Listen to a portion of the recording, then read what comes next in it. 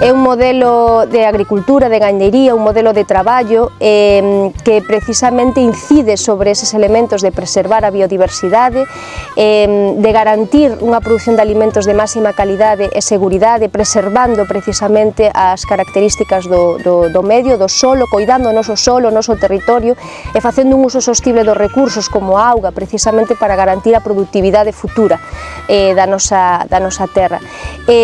Lóxicamente, un modelo de produción deste tipo choca frontalmente cun modelo industrial altamente contaminante que poría en risco precisamente moitos dos valores que a agricultura e a gandería ecolóxica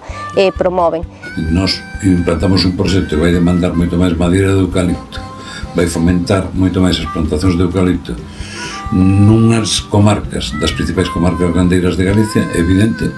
que vai ser moito máis difícil, se non imposible, que teñamos unha produción agrogandeira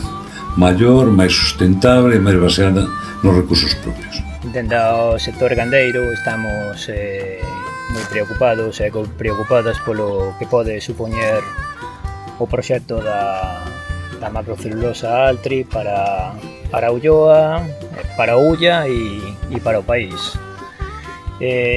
Nós vémolo como unha ameaza. Dende logo, por unha banda temos os recursos hídricos, pola outra temos o que sería a contaminación do aire, e a terceira pola sería a posible, ou máis que posible, eucaliptización da nosa contorna, da nosa Ulloa, o cal evidentemente vai competir a nivel de acaparamento de terras ou de uso de terras co que sería o noso sector, a gandería e a Galiza labrega ou a Ulloa labrega. E un pouquiño serían as miñas ou a miña grande preocupación nestes intres, e agardando que este proxecto pois non poida seguir adiante e nós poidamos seguir vivindo nesta Ulloa libre e que queremos tanto como a temos agora, e a ser posible se conseguimos mellorala.